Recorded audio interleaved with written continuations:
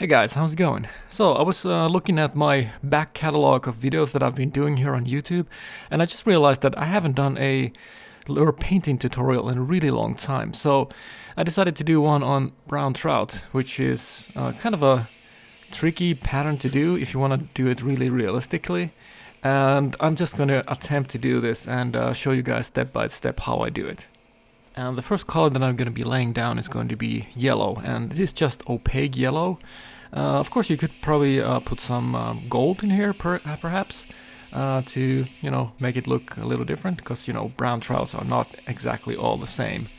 So just a personal preference here. Next, I'm going to start blending in the other colors to the bait, and the first color that I'm going to be starting off is going to be this dirty orange. It's also designated as an egg yolk color, which is pretty descriptive when it comes to the shade of this orange.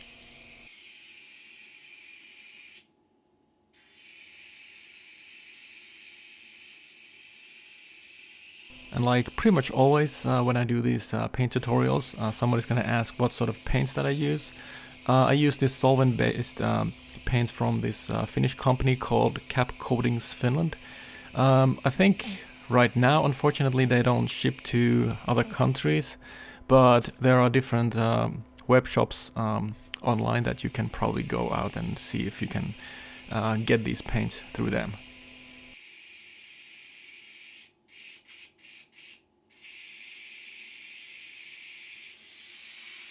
And now we're gonna do even more blending. The color that I'm spraying on now is called chocolate brown. Obviously you can use whatever shade of brown you wish. This is not something that's set on stone that you have to do things the way I do it. And this is just to give you kind of like a general direction on where to go. And I'm sure that there's gonna be at least someone out there furiously typing in the comments right now asking me the question, what sort of airbrush do I use? And the airbrush that I use is Iwata Highline, and the needle size is 2.0. And I've been roughly using this airbrush for, I'd say 9 years now, and in fact it's actually broken right now, and it still works, which should tell you something about the build quality.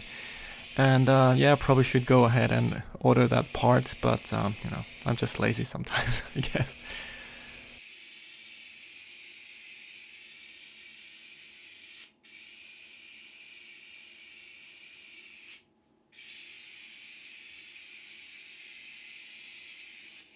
Before starting my painting, I decided to go to Google and look up some reference photos of brown trouts. And most of them have a green back, so I decided to go with just olive green for the back. And of course, you can go with any sort of color that you choose to go here.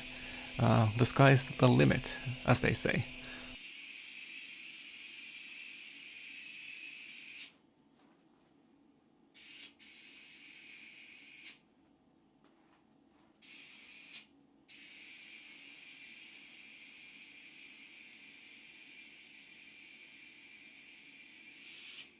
A lot of the brown trouts that you can spot from Google, or actually go out and catch yourself, have this kind of like a blue spot on the cheeks.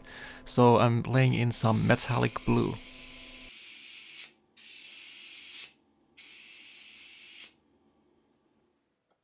I could be mistaken, but I don't think that I ever showed you guys how I do the paint stencils themselves.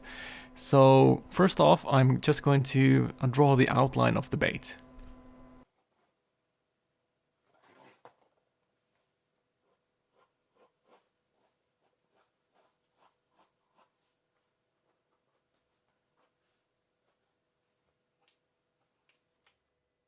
Once the outline is done, I'm just going to start drawing on the pattern that I want for that specific bait.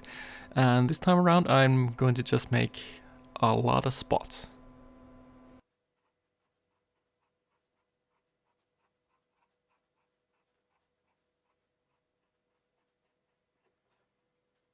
Usually when I cut off the stencil from the paper I drew it on, I'm going to be leaving a little bit of extra on the sides. So in case that there's going to be some overspray when I actually start spraying through the stencil itself, it's not going to land on the bait.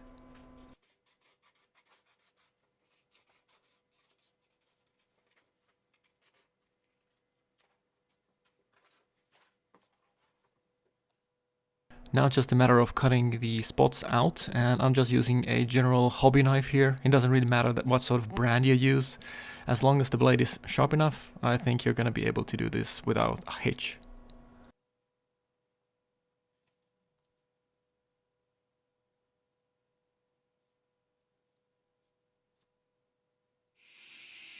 Now that the stencil is done, I'm just going to start painting the white spots to the bait.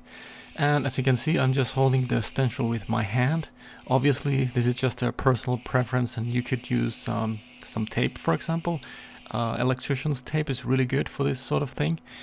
And also what I like about just holding it with my hand is that you get a little bit of overspray underneath the stencil, which makes the color blend in a little bit more with the background color.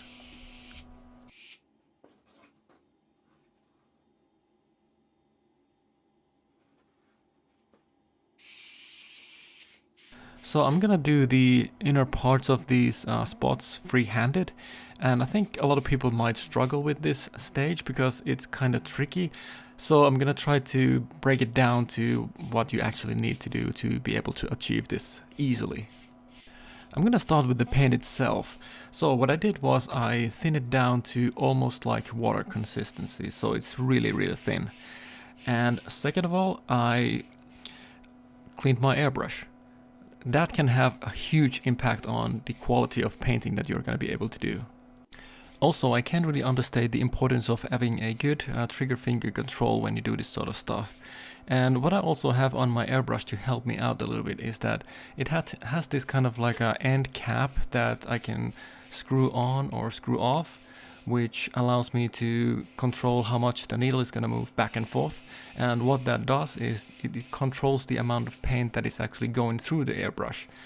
So I've almost locked it down completely, and you know, you kind of like have to play around here a little bit to kind of like learn how your paint is actually going to behave when you do this sort of like minute adjustments.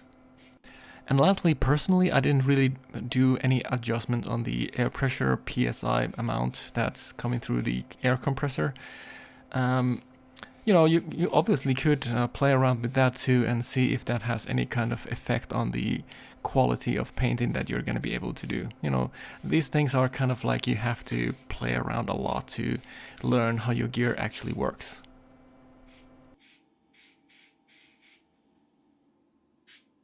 Now that I'm moving on to the back spots, I'm using the same exact airbrush settings for this.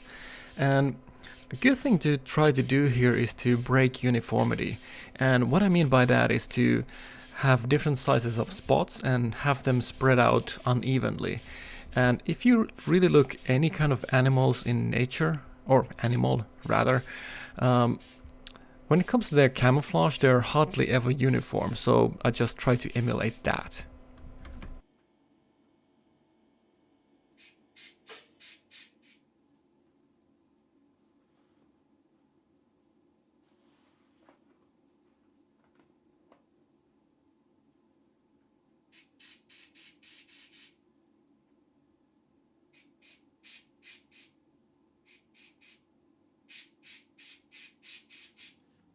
I'm almost done with the painting now, and I'm just gonna use the dirty orange or egg yolk color that I called it earlier, and to paint the fins through this stencil that I made earlier.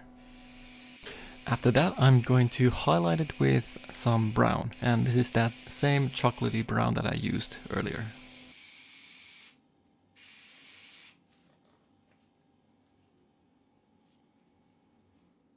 And one last thing before I'm completely done with the painting, I'm going to highlight the eyeballs. And this is just a little added bonus detail that I like to do nowadays. And just, you know, adds a little bit of more extra flair to the bait itself.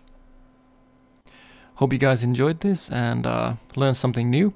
And I'll see you guys on the next video, whenever that might be.